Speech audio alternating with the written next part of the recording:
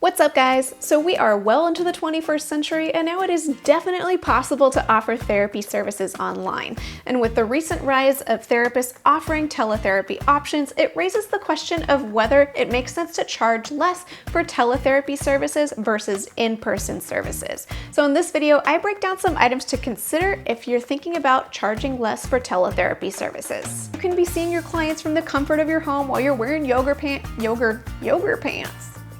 You wear those yoga pants, girl. Oh boy. Gender nonconforming. Welcome to Private Practice Skills. I'm Dr. Marie Fang, psychologist in private practice. I post videos offering tools I learned the hard way about starting and growing private practice so that you don't have to. Now, I'm not gonna lie, when I first started out in private practice, I was completely a teletherapy skeptic.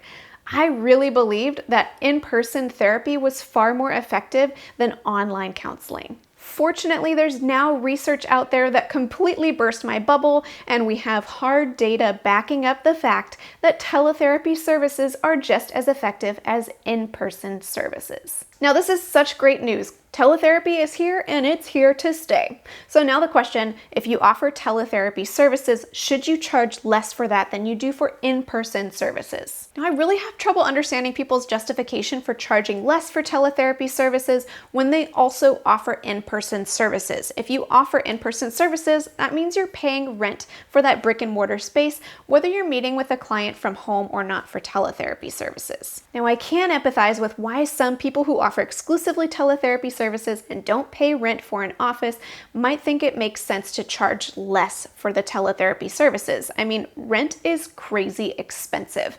As a reference point, I live in a really expensive city and my monthly rent is close to $900. So I need to see 5 clients just to cover the expensive rent. So I could imagine someone in this position making an argument that they just shave a few dollars off of the top of their rate because they don't have this added expense of renting an office space. But regardless of whether you offer exclusively teletherapy services or you do a mixture of both in-person and teletherapy services, I think it's really worth considering charging the same rate for both, and here are my reasons why. Reason number 1, if you charge less for teletherapy services, you are devaluing your services.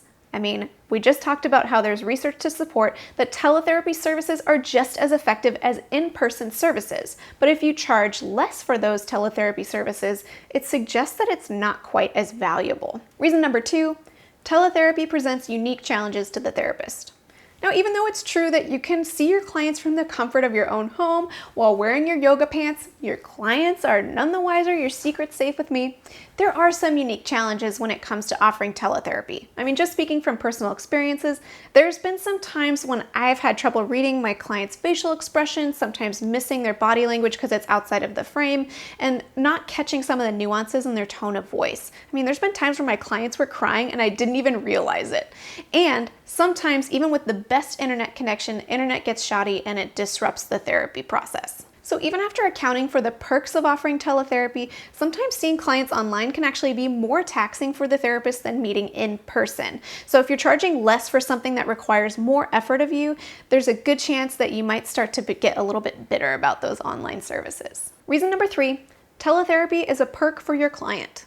Now let's remember, teletherapy is something that really benefits your client. I mean, rather than needing to sometimes sit in traffic, find parking, potentially run into someone they know that they don't want to run into when they see you in person, they can meet with their therapist from the privacy of their own home. So this is a premium service for your client. Again, it wouldn't make sense for it to then cost less for them. And reason number 4, clients who prefer to meet face-to-face might opt to meet online if your teletherapy rate is lower than your in-person rate.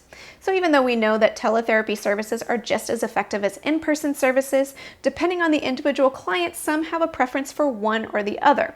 And if your client prefers to meet in person, but they see that your teletherapy rate is cheaper, they might then opt to meet online just to save a few bucks. So as you consider setting your rates in your counseling practice, I encourage you to take all these reasons into account when you're considering offering a lower rate for teletherapy services. If you'd like some help learning how to go about setting your rate, I have an entire video breaking down how to do that.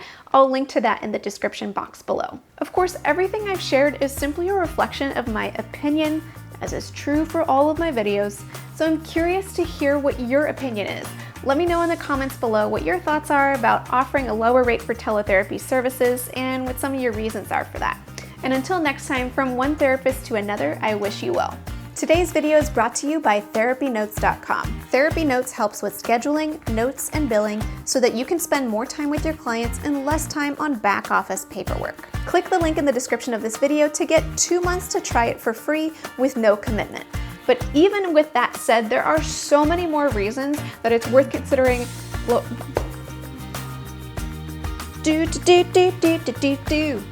Your secret's safe with me.